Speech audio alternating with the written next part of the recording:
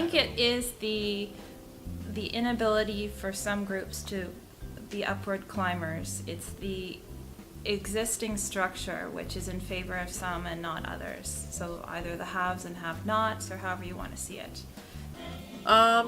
For some of them, it's getting out of the house. Like, I know we have a few parents here who, like, stay-at-home moms, not really used to getting out, don't have friends, you know. Some of them could be in relationships where their spouse is very strict on, you know, doing things like that. So for some, coming to the center is like a great escape.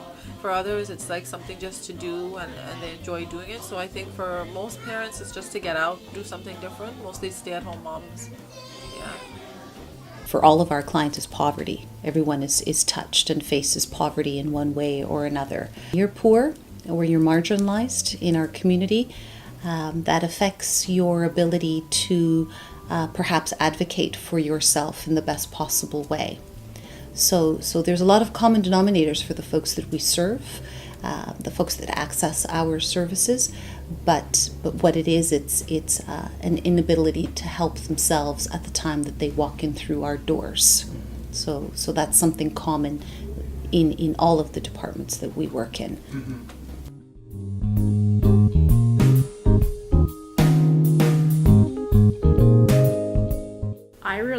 I really think that our homeless and outreach department is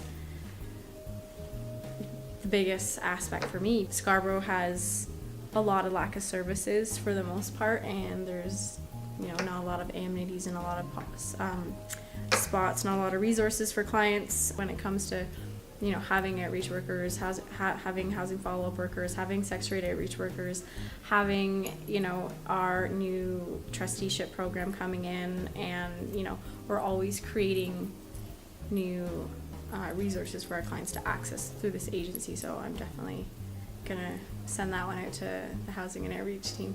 Well, they make a great environment, I think, for people to come in and feel at home in the drop-in. You know, Scarborough's a big place. People come from far. It's like coming from downtown. It seems like there's less places you can go and feel at home and feel comfortable in this environment in Scarborough. And it's great for people to be able to come in and sit down and have a coffee, see a friend. In the drop-in's really pleasant. I would say is that their involvement within the community and the way that they reach out to help people and connect people together, I think that's really good.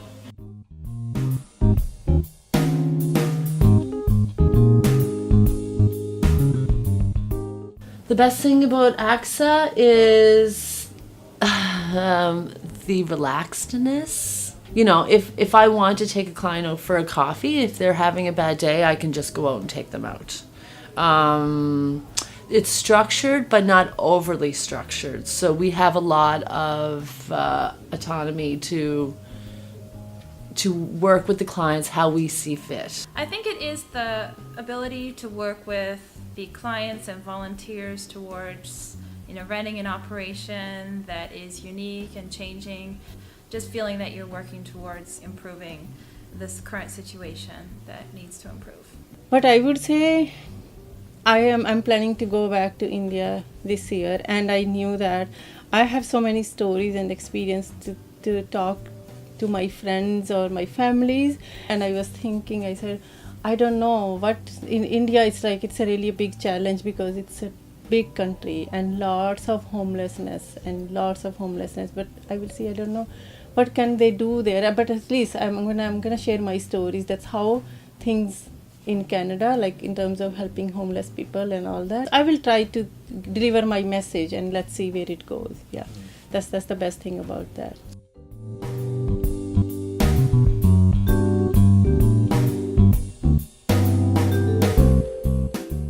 I came, like, my background is working in more private sectors. I mean, it's still doing frontline work, but it's working within the privatized field. And so when I came to ACSA, I really didn't know a lot about community work and frontline service, and I have a much better understanding now of what it means to be client focused and what it truly means to go above and beyond. And what it truly means to have, a positive work ethic, and, being able to think fast on your feet, and knowing that one day isn't going to be the same as it was the day before. And so for myself personally, I think it's made me a better all around, frontline service provider. And it's also made me, I think, a better person in my own life, in my family life, in my personal life as well. It can't help but make you a better person. When you listen to other people's stories, and we all have one, we all have a story to tell, it can't help but impact your own life. It can't help but impact the way you see the world. For me, the clients that we serve, the clients that I'm able to work with on a day-to-day basis, or have worked with over the years, have made me a better person.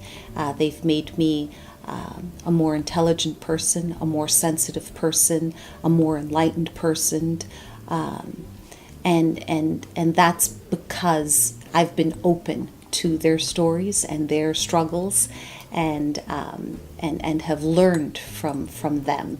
And that's another thing that I love. I love being able to learn from all of these people, and hopefully that's made me a better person. I think it has.